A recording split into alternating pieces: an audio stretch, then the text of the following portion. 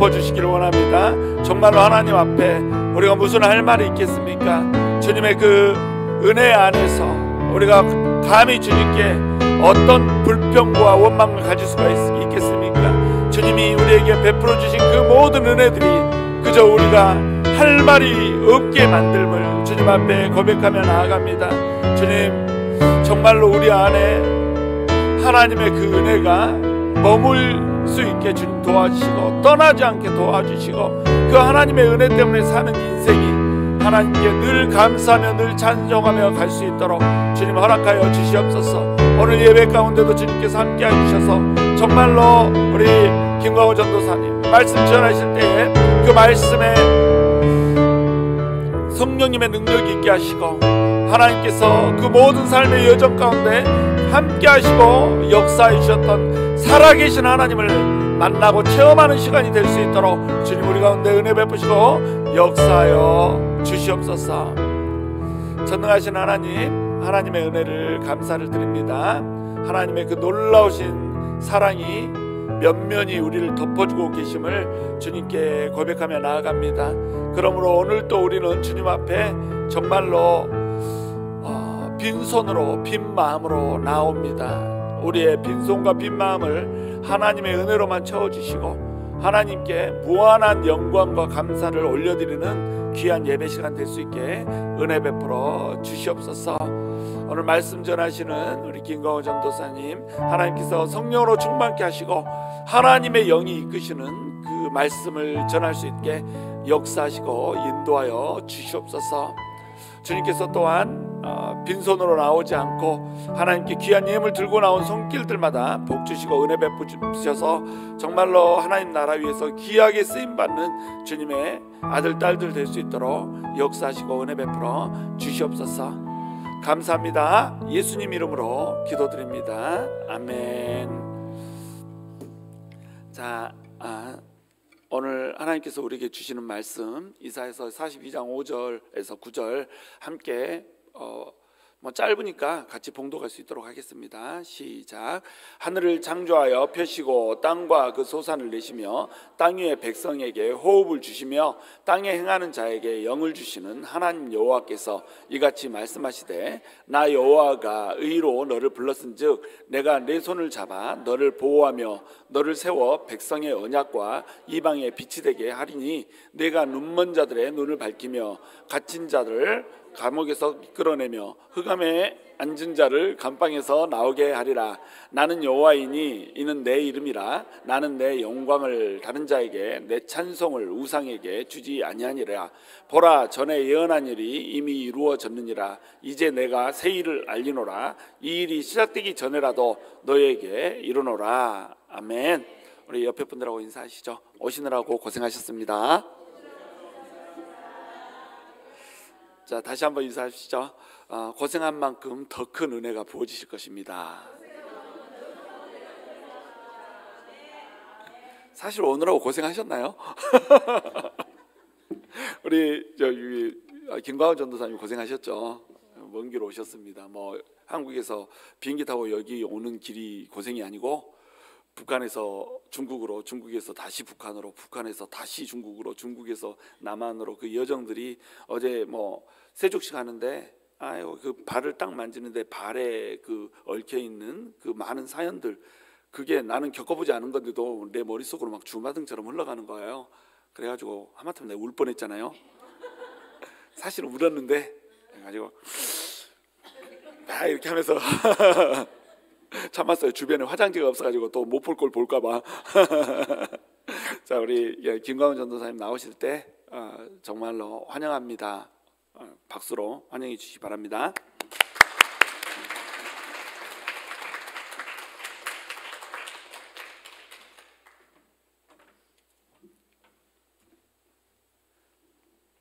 네. 이거 쓰면 되나요? 넘기면 되나요? 네. 여러분 어느만큼 이 자리를 여러분은 사모하고 어느만큼 기대하십니까? 네. 저는 아침 6시 반에 일어나서 이 양복 차림에 이렇게 하고 나와서 뭘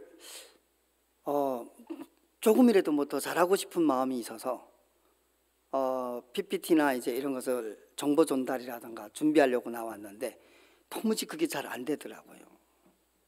그냥 설레는 마음에 이렇게 하고 새벽 6시 반부터 있었습니다.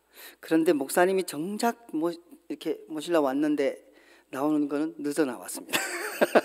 들어갔다.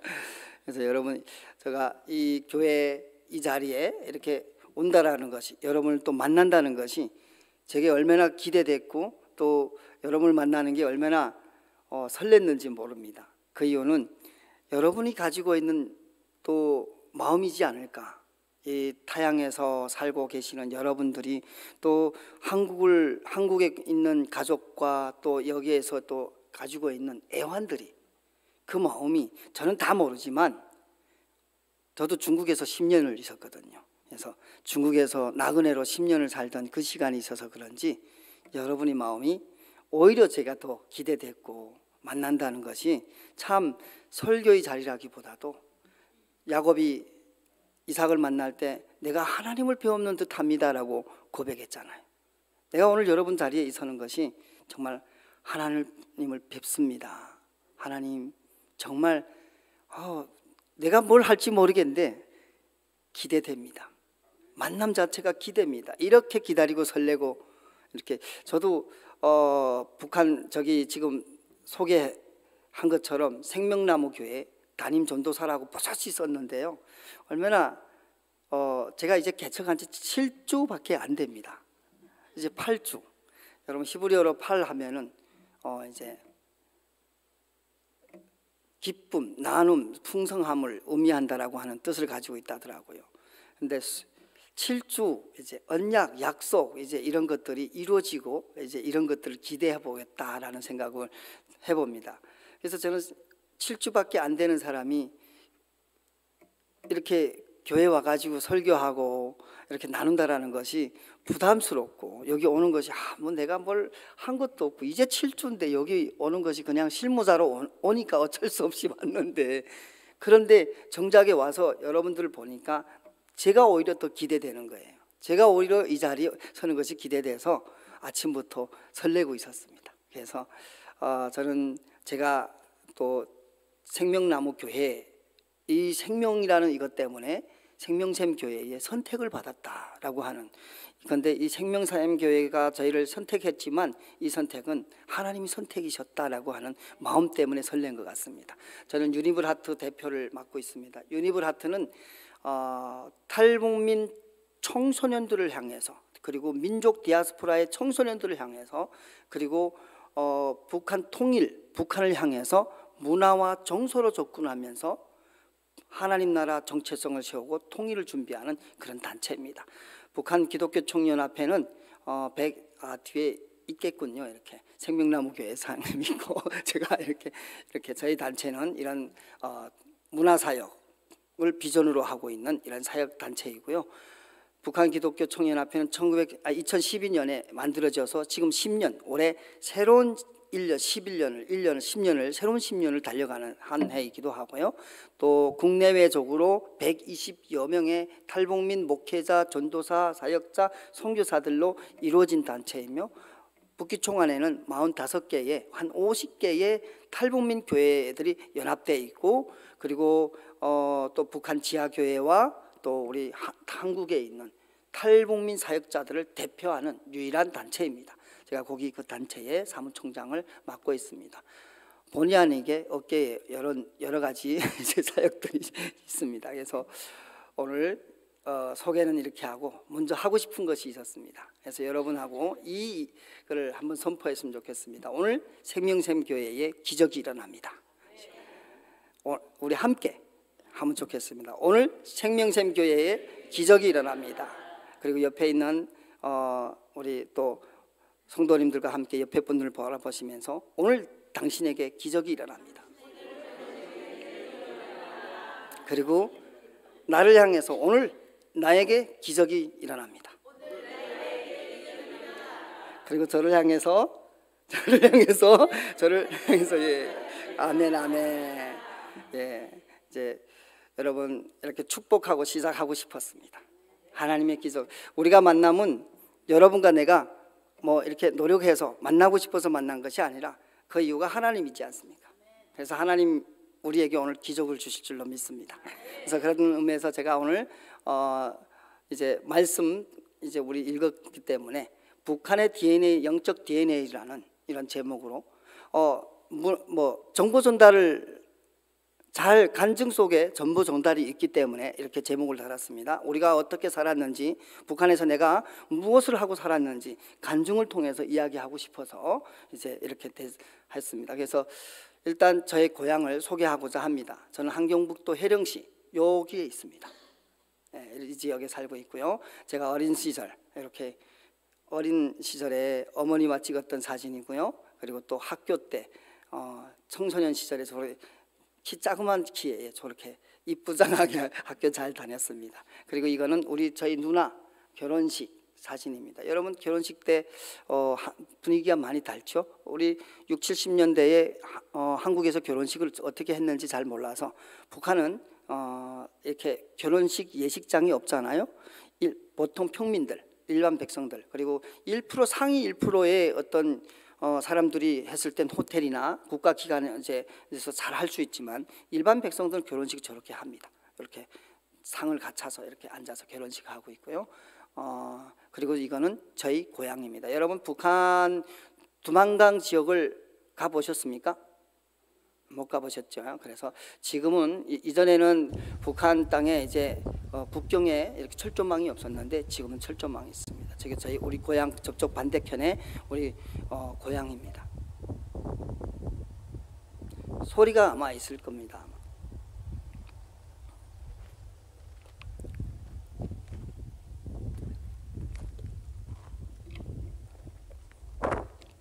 저기 지금 보이는 것이 맞은편에 이 보이는 것이 여기가 이제 저희 고향입니다. 고향 맞은편에 있지. 지금 반대편에 보이는 지금 가운데 보이는 것이 두만강입니다. 두만강이 겨울에는 저렇게 얼고 그런데요. 여기 답사수용소 부산. 여기 답사수용. 꽁사냥 갖다 찍은 겁니다. 중국 쪽에서.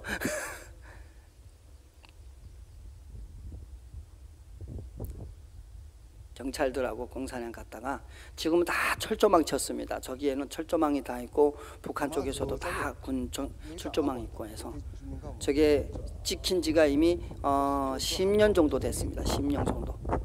저 철조망이 생긴 지도 10년이 됐으니까 지금은 더 하겠죠. 여기 안에 집이 여기 있다 소리예요. 여러분 발견하시다시피 북한 쪽에 바라보면 민둥산 같죠. 여기 미국에 오니까 지금 겨울도 눈이 와도 파랗잖아요. 근데 반대편에 보시면 나무 한 그루 제대로 서 있지 않습니다. 네, 그것이 우리 고향이었고요. 지금 북한에서부터 여기까지 오면서 중국을 통해서 지금 한국에 오기 전에 저의 모습입니다. 여러분 저 얼굴과 지금 얼굴 이제 하나님 만났을 때와 만나지 않았을 때에 이제 천국과 지옥이 이제 따로 없는 거죠. 이제 저 얼굴로 이제 지나가면서 이제 차를 몰고 가다가 차 작아서 막 이제 지나가다 얼굴 탁 내리고 이제 보면 쓱 뭐라고 욕을 하다가 욕 안 하고 지나가더라고요.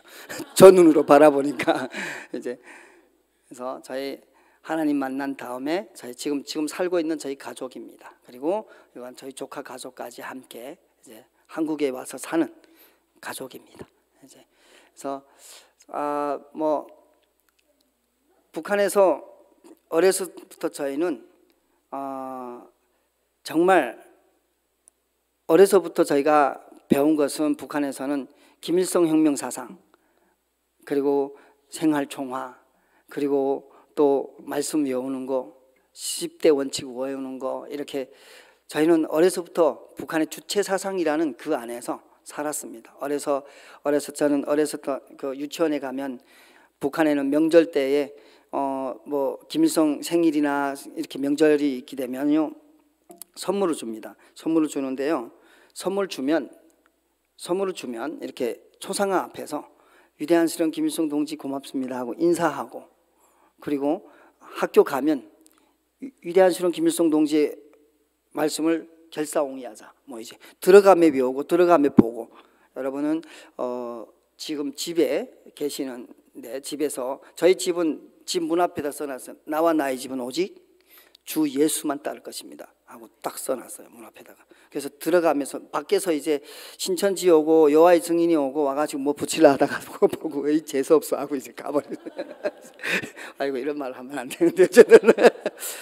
그래서 저희는 이제 그런 것들이 있기 때문에 어려서부터 뼛속까지 어려서부터 지금까지 자라면서 이렇게 저희가 초상 앞에서 김일성을 숭배하고 혁명사상연구실에서 김일성을 이제 김일성에 대한 역사적인 김일성이 언제 태어났고 어떻게 했으며 어린 시절에 아버지로부터 권총두자를 받고 배움의 천리길을 갔고 그 배움의 천리길을 갔다 중국에서 항일투쟁을 했고 항일투쟁에서 조국해방까지 이루기까지의 김일성의 전체 행적을 달달달달 외우면서 저런 곳에서 혁명사상연구실에서 여러분은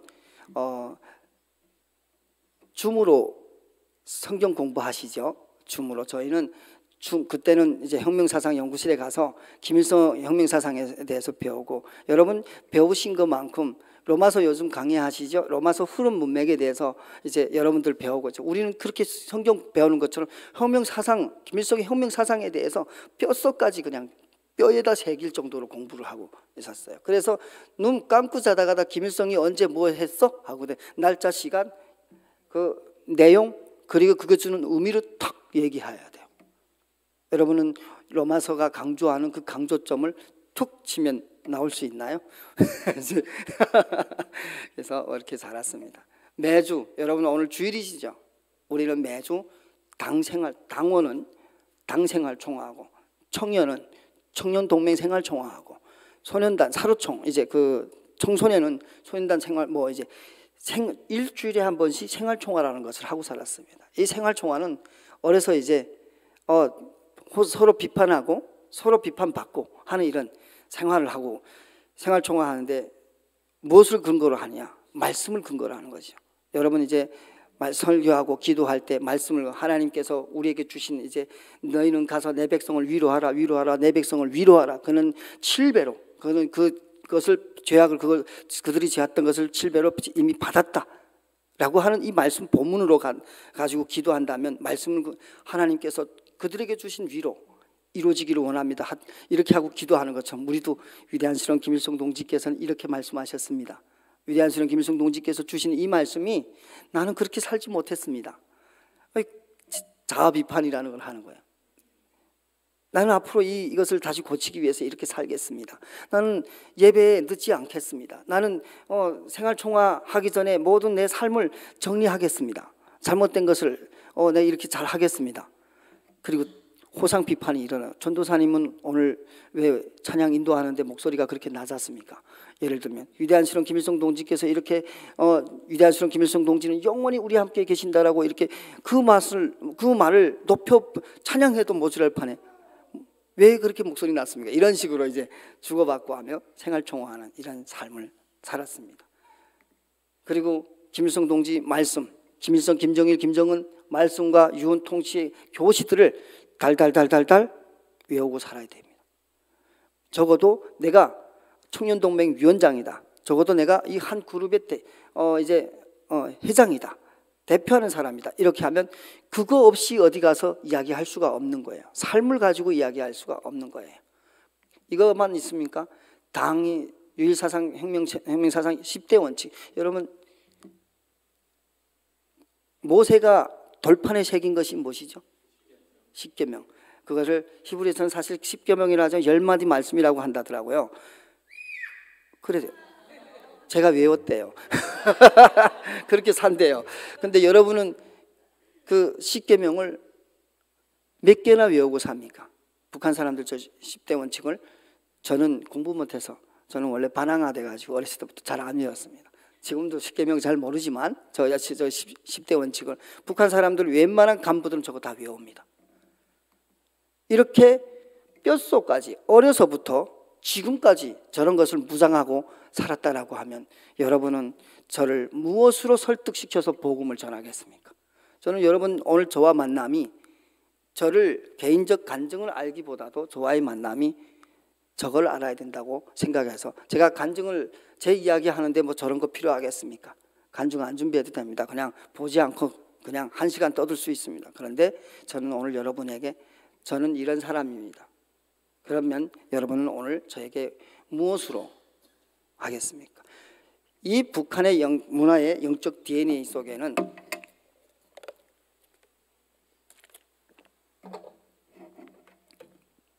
기독교 사상이 담겨져 있죠. 10계명 자리, 10대 원칙, 10계명 자리에 북한이 10계명을 들어가고, 예배당 자리에 연구실이 들어가고, 성경의 자리에 교시가 들어가고, 십자가 자리에 김일성의 초상화가 들어가고, 주일 예배 자리에 생활총화가 들어가고, 북한의 기독교 문화를 가져와서 북한이 처음에 김일성이 저런 문화를 가져왔을 때는 왜 그렇게 가져왔겠습니까? 북한이 김일성이 이제 맨 처음에 들어왔을 때 세 가지 무료를 실시했습니다. 무료 배급, 무상 공급, 그리고 또 무료로 무상으로 이제 교육, 무상 교육, 그리고 무상 치료, 이렇게 해서 모든 노동자 농민들이 땅을 다 국가에 소유시키고 이 땅을 다시 노동자 농민에게 자유를 억압하고 했던 것이죠. 그래서 그리고 실행했던 것이 저겁니다. 왜 저렇게 실행했을까요? 저런 것이 왜 생겨났을까요? 북한에는 교회가 한국보다 더 많았기 때문에, 저 문화 속에 있었기 때문에, 저런 익숙한 문화의 대조에서 저런 것이 만들어지지 않았겠습니까?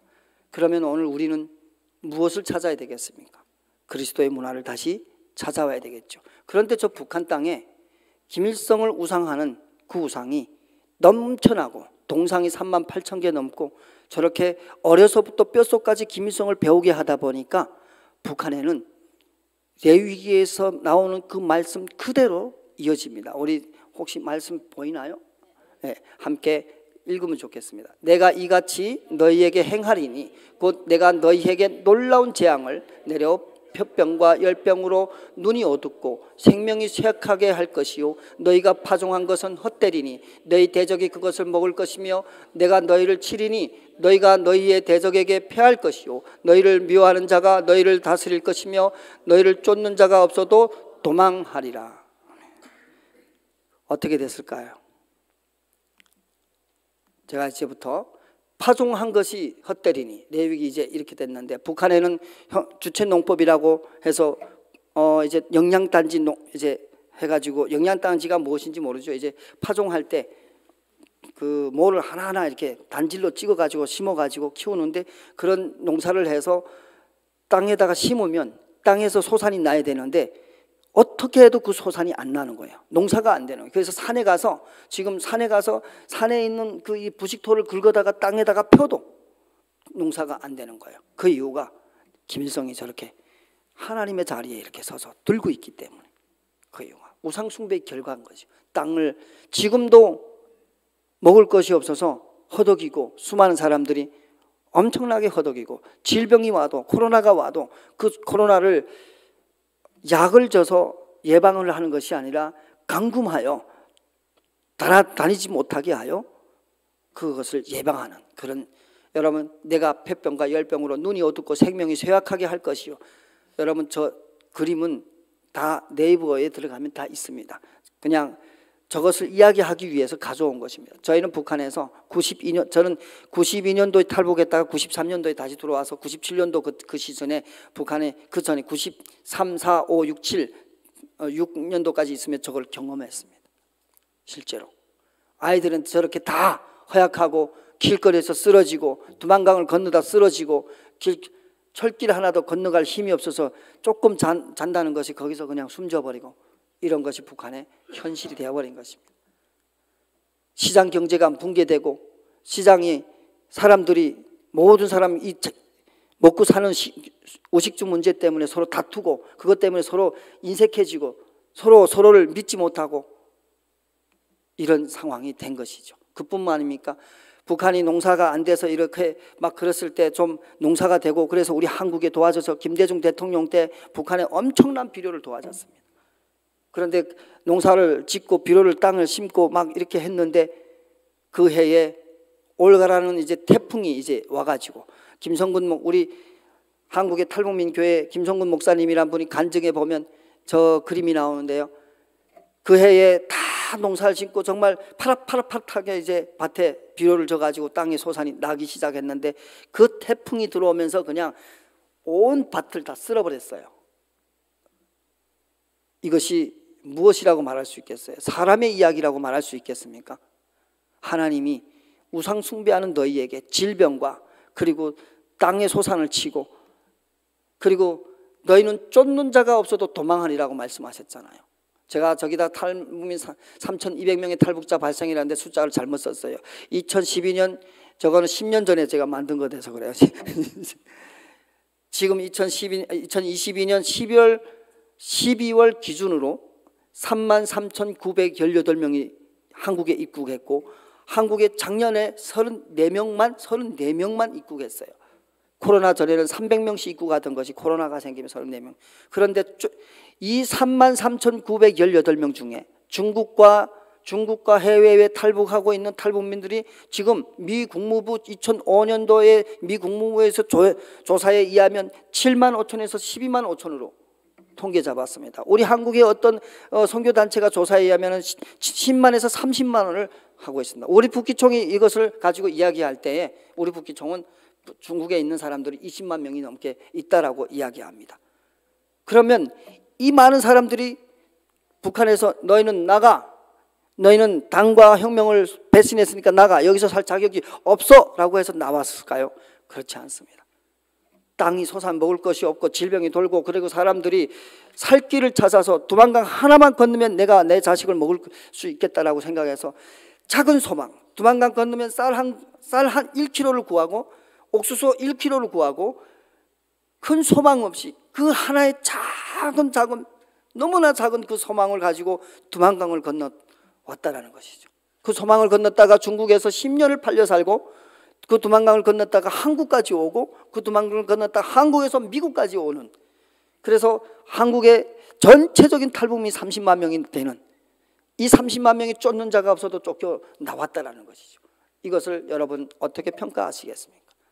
하나님이 쫓는 자가 없어도 우상 숭배하는 그들에게서 하나님이 건져내시고 빼내셨다라고, 나가게 하셨다라고 하는 것을 이야기하고 싶은 것입니다. 그리고 저는 탈북은 저는 92년도에 12월 달에 첫 탈북을 했습니다. 그래서 중국에서 93년도에 3월 달에 다시 재북송 잡혀가지고 북송됐습니다. 첫 탈북 갔을 때는 저희 누나와 저희 어머니와 저희 조카가 했습니다. 그리고 저까지 4명이 했다가 잡힐 때는 저희 누나만 빼고 숨어있던 우리 엄마, 조카, 제가 이렇게 북송돼 갔습니다. 그때 92년도에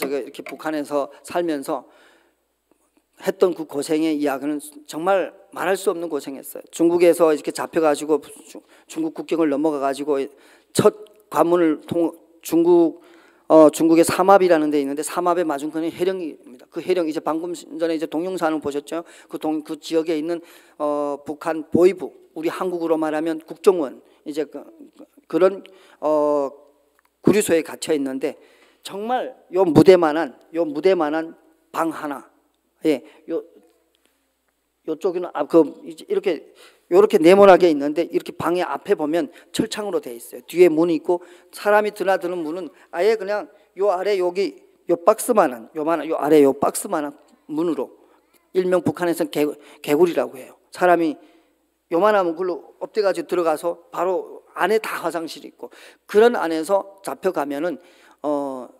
탈탈탈탈 영혼까지 탈탈탈 다 털 때까지 그 감방 안에서 앉아서 아침 6시에 일어나서 딱 얼방자 틀고 앉아 45도 정방을 바라보면서 앉아 있으면 아침 6시부터 저녁 10시까지 그렇게 앉아 있어야 돼요. 그러면 그게 3주가 지나면 엉덩이에 그냥 굳은 살 베기든 굳은 살이 다 떨어지고 하거든 엉덩이에 뼈가 나올 정도로 살이 다 빠집니다. 3개월 있으면 65kg, 70kg 되던 사람이 몸무게가 42kg가 됩니다.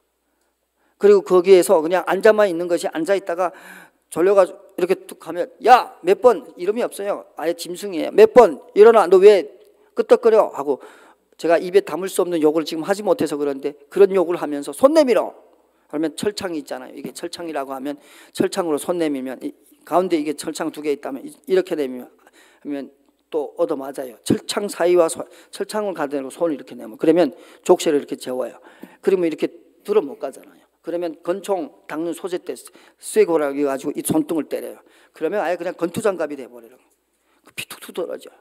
그리고 엄청나게 때리고 그래서 그것이 가지고 안 되면 나와 해가지고 엎드려 하고 엎드리면은 이 근육 이 종아리 여기를 발로 발뒤축으로 밟아요. 밟고 때리고 그리고 네모난 이제 각자 나무 각이진 나무를 가져다가 요 무릎에다가 이렇게 놓고서 이렇게 앉게 해요. 이렇게 손 들고 그러면 3분은 괜찮지만 30분 지나면 근육이 없는 사람, 앉아만 있던 사람, 허약이 온 사람 무릎이 30분 후에 빠져나가 버려요. 그렇게 고통스러운 고문과 악독스럽게 사람을 힘들게 그럼 3개월 지나면 100일이 지나면 사람은 허약 그냥 항문에 주먹이 하나 들어갔다 나오게 허약이 돼요. 그리고 이빨이 다 빠져요. 극단의 스트레스 받고 있다 보니까 이빨이 절로 빠져요. 이빨이.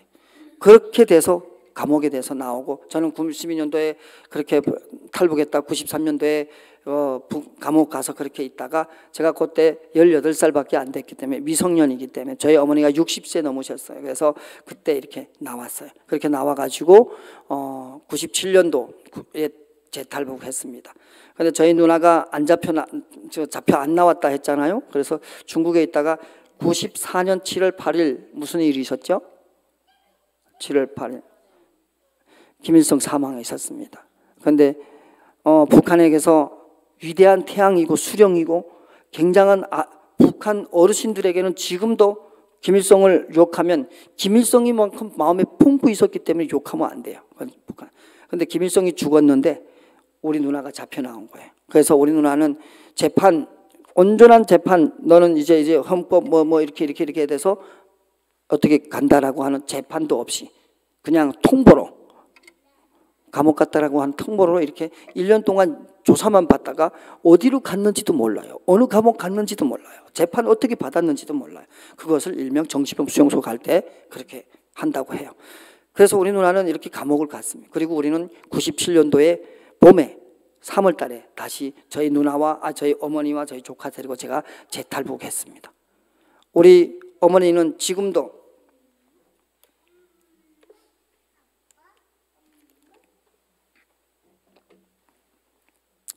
저희 누나의 이야기하면 앉아서 식사하시다가도 눈물 툭툭 떨립니다. 마음에 그 딸이 엄마 때문에 동생 때문에 가족 때문에 그 딸이 모든 죄를 지고 갔다라고 하는 것이죠. 여러분은 어렸을 때 여러분의 어머니 아버님이 여러분을 어떻게 키우셨어요? 어제 저희가 뉴욕 장로교회 갔었는데 담임 목사님이 어머님이 90세 넘으시는 어머님이 생신을 차려드리는데 그 생신을 차려드리는데 어떻게 할까 하다가 어머님을 위해서 동영상을 하나 준비했대요. 그래서 중조부 할머니의 어렸을 때 사진과 그 엄마의 어렸을 때 그 가족의 어떤 사진을 가지고 영상을 만났는데 90세 넘으신 할머니가 쫙 지나가는데 엄마 사진이 나오니까 애처럼 물들여요. 엄마 그 얘기하는데 저도 엄마 있어요. 우리 엄마 아직도 아들이 나갈 때면 문자 요만큼 열고 잘 다녀오라. 지금은 치매 또 걸려가지고 안즈나 선아 하나님 나 살아전에 우리 딸 만나게 해주세요. 하나님 우리 아들 이렇게 하나님이 일하는데 우리 아들 잘 되게 해주세요. 새벽에 일어나면 치매 중에도 그렇게 기도하면 그리고 아들이 가면 꼭 일어나서 새벽에 가든 밤에 가든 나갈 때면 문 열고 아직도 막내 아들이고 외아들이니까 이렇게 내다봅니다. 그런 엄마에게 자기 딸 우리 누나 이름 인복이 이름만 부르면 그렇게 식사하다가도 슬프게 옵니다. 우리 엄마 식탁에서 밥을 식사하지 않습니다. 그냥 이부자리에서 앉아 먹습니다. 여러분은 식사 밥상에 앉아서 먹잖아요. 우리 엄마 언젠가부터는 식탁에서 못 먹겠다고 해요. 그 이유가 딸 생각 때문에. 딸은 감옥 가가지고 이런 식탁에서도 밥을 먹을 수 없는데.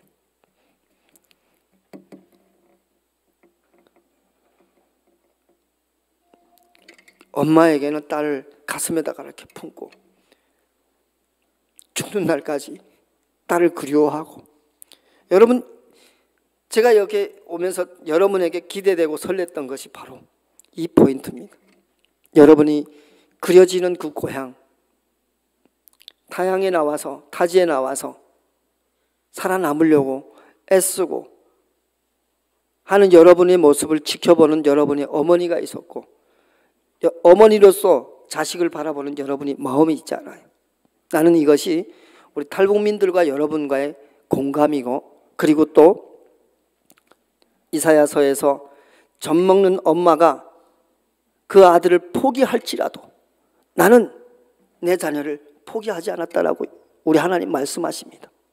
그 마음이 바로 여러분과 저에게. 그래서 하나님께서 그렇게 믿고 우상 숭배하고 그리고 왔지만 위로하라 위로하라 내 백성을 위로하라라고 말씀하시고, 그 영광의 땅 1902년 1903년 원산부흥, 1907년 평양부흥, 그 부흥의 파도를 일으켰던 동방의 예루살렘 그 땅을 하나님께서 영광의 빛을 비춰줬던 그 땅을, 나는 그 땅에 비쳤던 그 영광을 포기하지 않았다. 나는 그 땅을 이제 그 영광을, 그들에게 주셨던 그 영광을 나는 이제 다시 찾을 것이다. 오늘 주셨던 말씀, 하나님께서 여러분과 저에게 주신 말씀인 것입니다. 그런데 여러분 우리가 이렇게 만나는 것이 그냥 저의 감동 스토리를 듣고자 하고 만나는 것이 아니지 않습니까?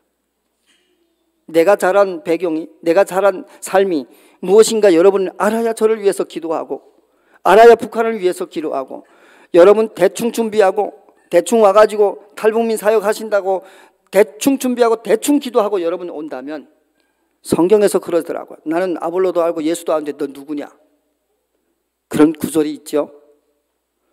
마귀도 우리의 상태를 너무나도 잘 안다라는 겁니다.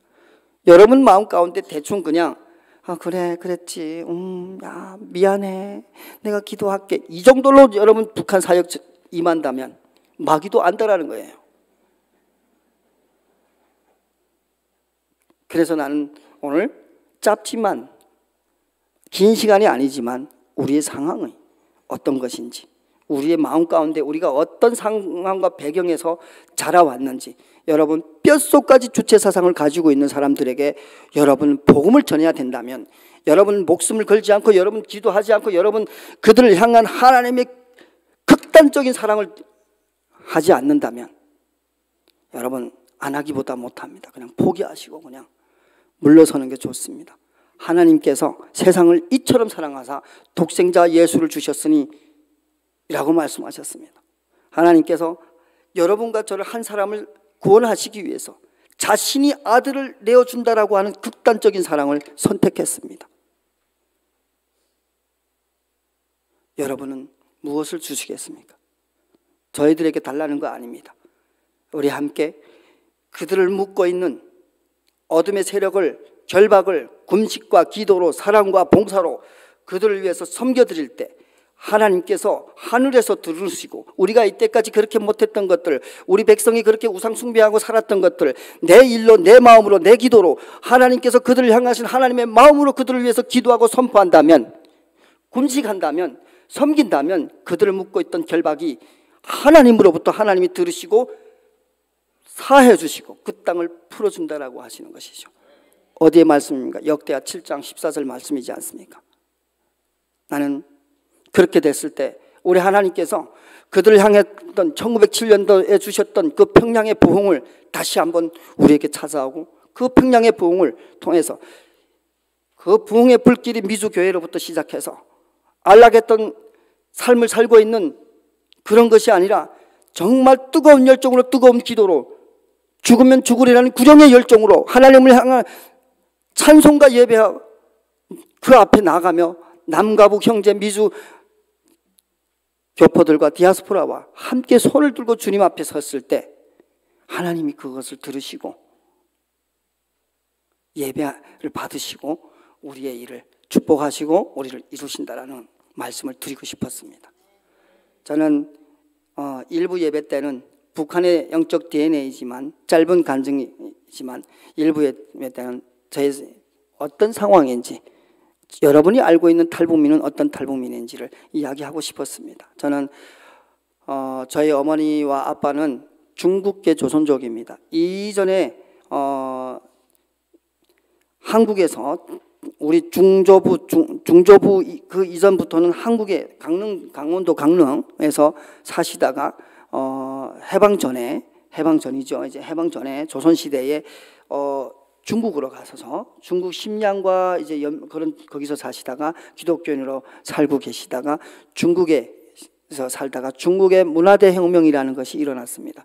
그 문화대혁명 때에 저희 아빠 엄마가 그 문화대혁명의 대란을 피하여 간 곳이 북한입니다.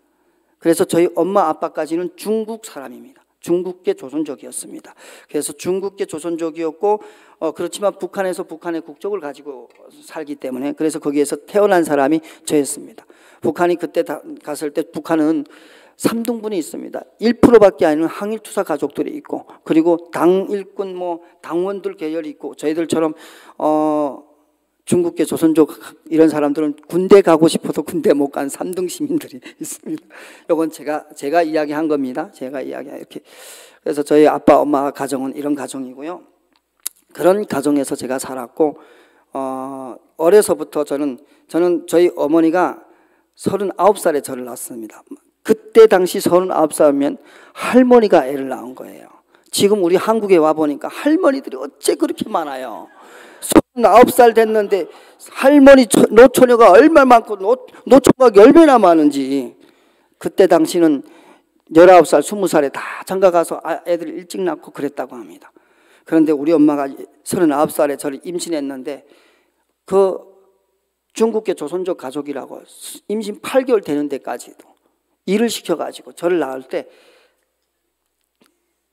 한국에서 나오니까 저희 딸이 3.16으로 낳았는데 우리 딸이 지금은 키가 걔네 학년에서 2번째 커요. 그런데 제가 낳을 때 막 주먹만한 거 요만한 거 낳았대요.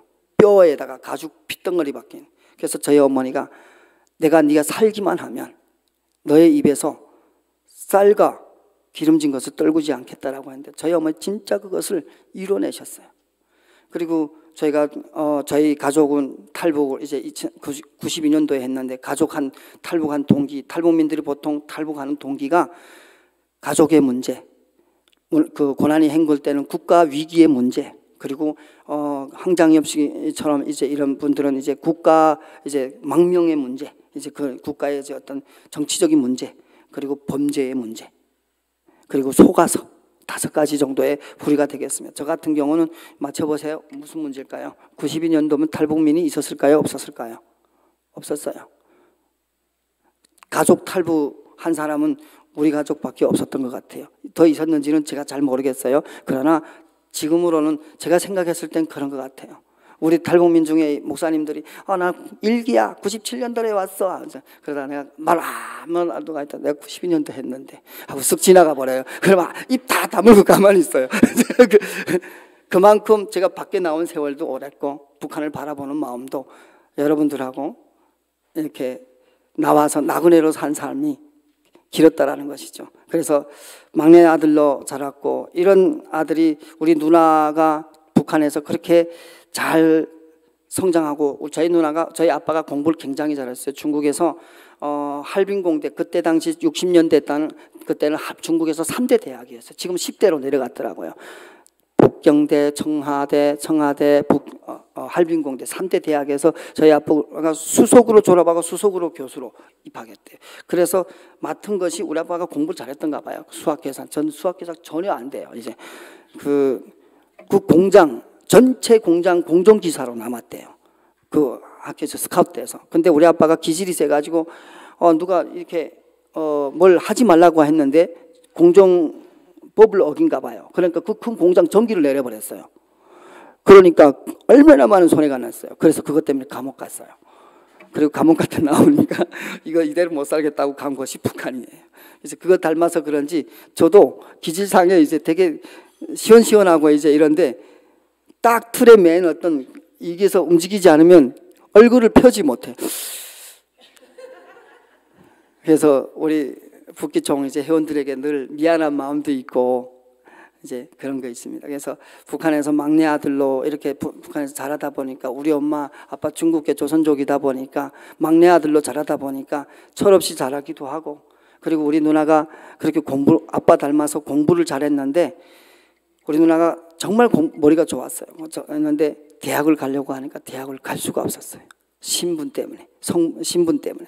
그래서 만난 남편이 정말 신분 좋은 남편을 만났어요. 그래서 그 남편 만났는데 아버지가 영웅이고 그 셋째 그 시형이 공화국용 이중 영웅이었어요. 근데 그 대남 연락소라고 하는 군인 딸 그 와이프도 대남 연락소 출신이고 남편도 대남 여자가 글쎄 개를 잡는데 우리는 개를 잡으면 어떻게 잡는지 잘 모르겠어요. 제가 그냥 개를 잡는데 다 여자가 탁 나오더니 개 잡네. 비켜봐요 하고 이제 개 딱 머리를 쥐고 야 하고 주먹을 딱 하나 쥐니까 개 바로 기절해버렸어요. 빨리 잡으세요. 여자가 그 정도니까 남편이 어느 정도겠어요. 그런 연락소 출신인데 공화국 영웅 이중 칭호를 받았다라는 거는 한국에 2번 이상은 왔다 갔다 한 사람이에요. 그 사람은 간첩으로.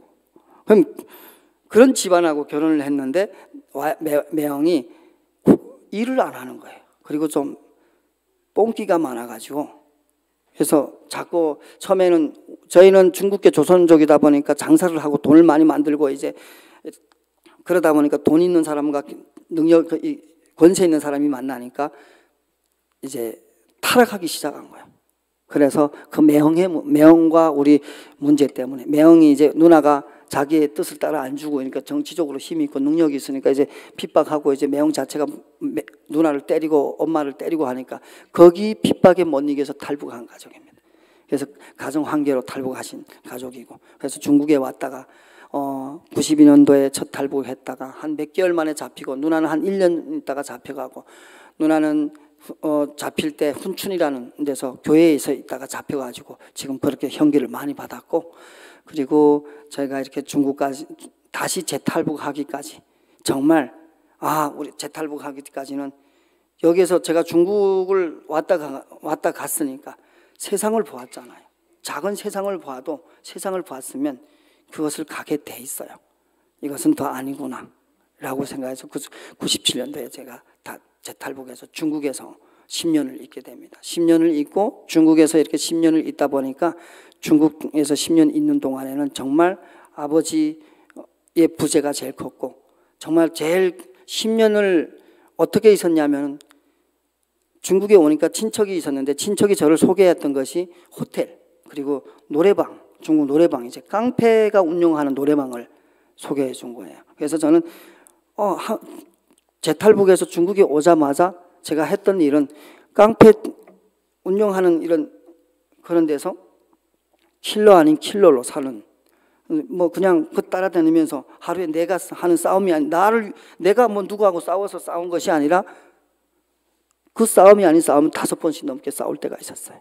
그래서 그런 삶을 중국에서 한 10년 살다가 사고치고 문제 생기고 하니까 도망쳐서 천진 가고 천진에서 또 있다 보니까 천진에서 한 자매를 만나서 한 자매와 함께 또 사귀었는데 탈북민이라는 이유 때문에 더 사귈 수가 없고 다시 또 훈춘으로 갔다가 훈춘에서 살다가 천진에 와서 산동에 있다가 산동에서 아예 그냥 나쁜 길로 갔죠.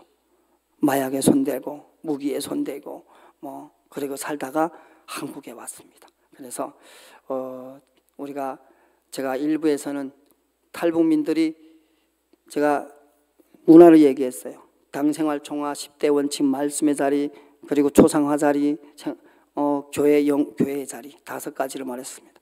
여러분이 하고 있는 모든 자리입니다. 여러분이 북한을 위해서 기도한다고 마음먹은 분들이 있다면 이것을 생각하시면서 목숨 걸고 기도하지 않으면 나도 예수를 알고 아볼로도 안다. 너 누구냐 하고 대충 하고 나온다면 안 된다라고 하는 이야기. 그리고 탈북민의 애환, 마음속에 있는 탈북민들이 이유 없이 가끔 가다가 울 때가 있어요. 이유 없이 분노할 때가 있어요. 여러분 이해 안 해도 그들의 삶이 왜 이렇게 이랬는지를 이해하기를 바라고, 또 기도할 때 정말 저들에게 무슨 일이 있었길래 함께 울어줄 수 있는 여러분이 되기를 바라서, 북한의 영적 DNA가 무언지, 그 우리 안에 있는 한이 무언지, 우리가 바라고 있는, 제가 두만강 하나를 무엇 때문에 건넜다 했어요.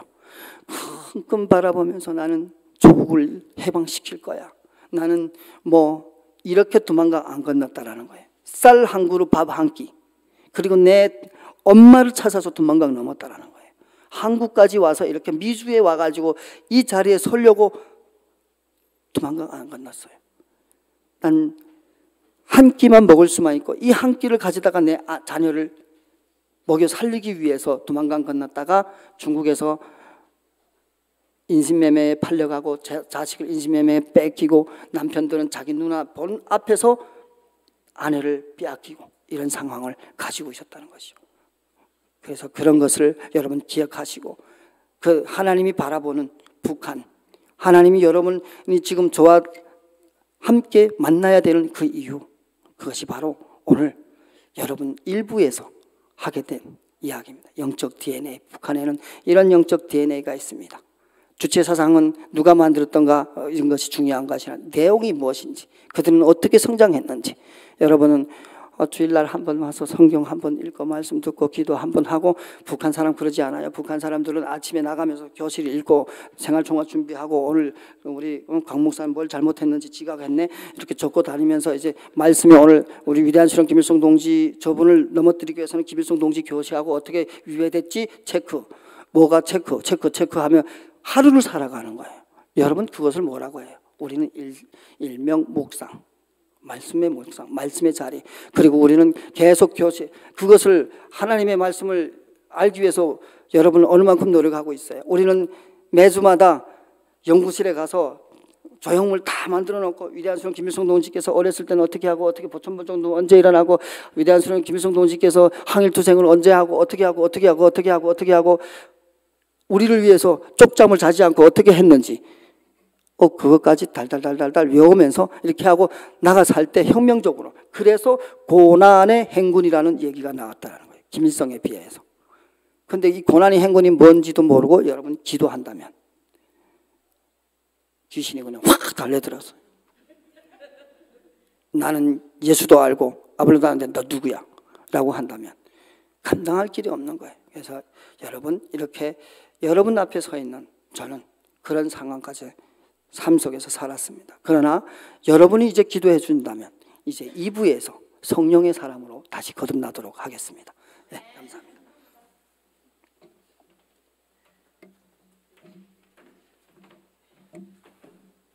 다시 한번 큰 박수로.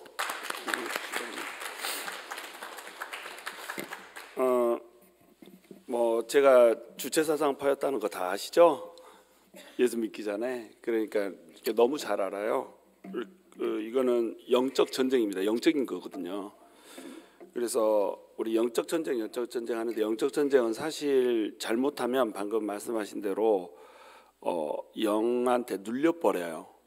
그래서 영적 전쟁을 할 때는 그냥 방금 얘기했지만 좀 과하게 들릴 수 있어요. 근데 제가 영적 전쟁을 선포하고 교회 전체가 영적 전쟁을 한다 이럴 때는 굉장히 신중하게 접근합니다. 그러니까 교회가 이 영적인 전쟁을 감당할 수 있을 때, 이때 영적 전쟁 선포하고 영적 전쟁 하거든요.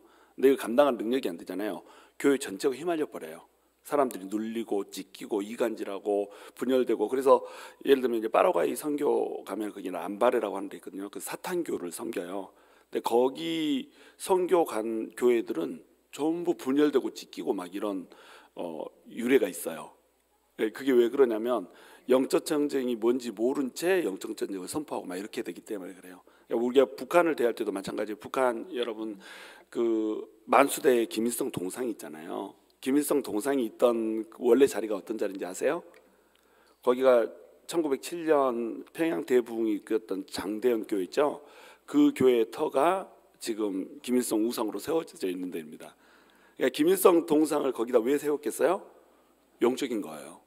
김일성이 선택해서 한 거지만 김일성 뒤에 배후에서 역사하고 있는 영적 세력이 그걸 시킨 거죠.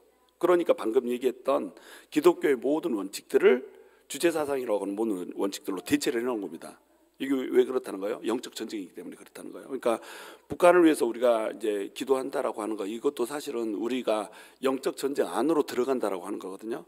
우리가 뭐 대충 기도하면 하나님만 못하다 이런 얘기가 일리가 있는 얘기가 왜 그러냐면 이게 영적 전쟁 가운데로 우리가 들어가는 거기 때문에 그렇다는 거예요. 우리가 탈북민하고 같이 이 탈북민 목회자들하고 또 탈북민 교회하고 이 연합이 된다라고 하는 것은 사실은 우리가 돈 몇 푼 보내주는 거 뭐 이런 차원의 문제가 아니에요. 이것을 위해서 우리가 기도하고 일할 때는 북한이 영적으로 완전히 이제 우상화가 돼가지고 그 뭐 지금 현재 북한이 이렇게 어려운 이유도 사실은 신사참배 이것과 연결돼 있잖아요. 북한에서 신사참배를 보내고 북한의 모든 교회들이 예배드리기 전에 먼저 신사를 향해서 이렇게 절하고 그 다음에 예배를 시작했단 말이에요. 그런 영적인 묶임 때문에 사실 북한에 이런 불행들이 임한 거거든요. 그리고 하나님께서는 그걸 갚고 계시는 거고, 그리고 심지어는 이 38,000개의 동상을 우상들을 세워놔버린 이런 것들이 영적으로 묶여 있는 이런 것이기 때문에 우리가 이제 앞으로 북한을 위해서 기도하고 막 이런 일을 한다 싶으면 반드시 우리가 생각해야 되는 게 뭐냐면 우리는 영적 전쟁 안으로 들어가고 있다, 이것을 생각해야 돼요.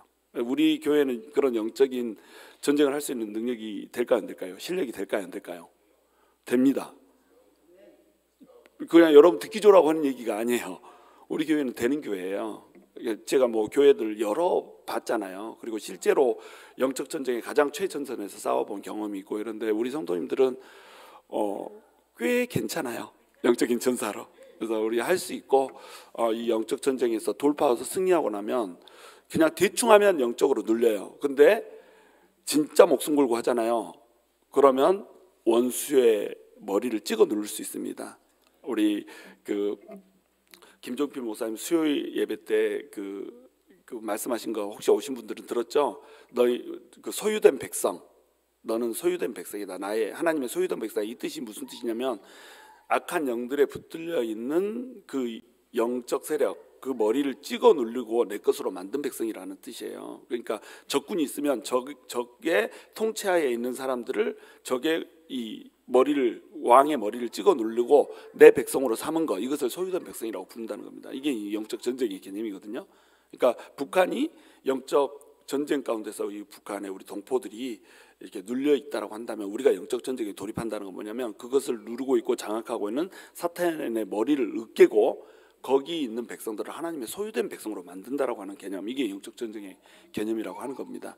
여러분 진짜로 영적 전쟁에 한번 기대를 하고 우리가 한 번 더 도약할 수 있는 계기라고 우리 생각했으면 좋겠어요. 그게 이제 우리 탈북민 교회하고 우리가 연결되고 연합하는 우리 심중 속에 있는 목적이라고 하는 거, 이것을 기억하면서 한번 우리 그거 위해서 기도했으면 좋겠어요. 하나님, 우리가 정말로 영적으로 감당할 수 있는 교회 되게 하시고 이 일을 통하여서 우리가 영적으로 도약할 수 있는 교회, 정말로 우리가 숫자가 불어나고 또 좋은 건물, 좋은 시설에서 그렇게 예배드리는 그런 것이 목적이 되는 교회가 아니고 영적으로 깨어서 하나님의 나라를 볼 수 있고 영의 악한 세력들을 기도와 성령의 권능으로 찍어 누를 수 있는, 그래서 사슬에 묶여있는 그러한 북한의 영혼들, 그리고 모든 이 열방의 영혼들을 기도로 도울 수 있고 건져낼 수 있는 이런 성도들이 될 수 있게, 이런 교회가 될 수 있게 해달라고 우리 함께 기도하며 나갈 수 있도록 하겠습니다. 하나님, 우리에게 능력을 주셨습니다. 성령의 권능을 주셨습니다. 그 권능을 우리가 받고 살아가고 있음에도 불구하고 그 권능이 우리 안에서 소용돌이치며 그 권능이 우리 안에서 마음껏 발산되며 살아가는 삶을 우리가 살아가지 못하고 있습니다. 그러나 하나님, 우리가 우리의 영을 모두 주님께 내어드리고 주님께 집중하며 정말 영적 전쟁을 하고 영적 싸움을 싸워나갈 때에 하나님께서 우리 가운데 역사하시고 하나님께서 이 열방을 다스리는 만왕의 왕 예수 그리스도의 그 파워로 우리에게 권능을 주시며 그 권능으로 모든 악한 영의 세력들을 찍어 누르고 정말로 이 영적 전쟁에서 승리하고 한 번 더 영적인 도약을 해낼 수 있는 교회의 성도가 될 수 있게 주님 우리에게 은혜 베푸시고 역사하여 주시옵소서. 감사합니다. 예수님 이름으로 기도드립니다. 아멘. 우리 마지막으로 은혜 찬양하고 축도하심으로 예배 마치도록 하겠습니다.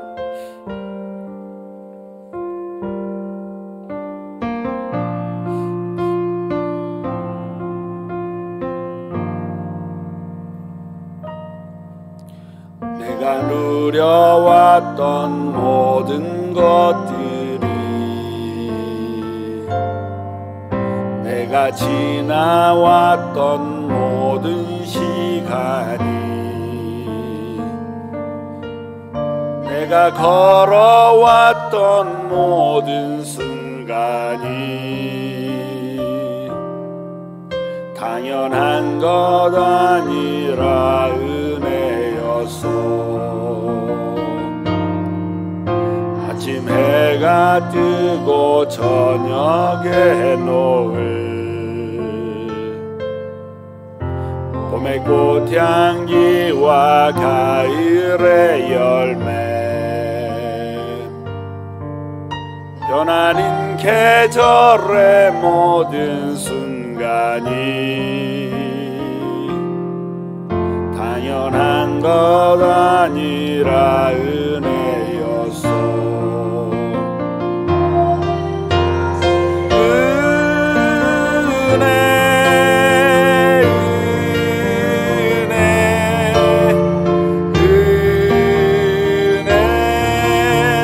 한없는 은혜 내 삶에 당연한 건 하나도 없었던 것을 모든 것이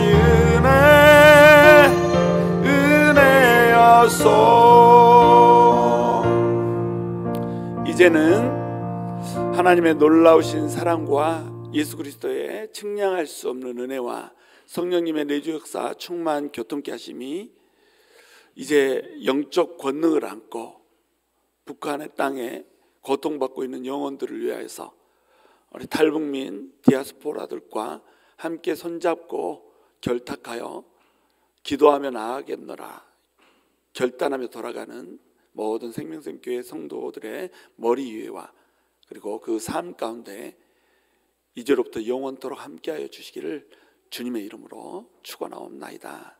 아멘.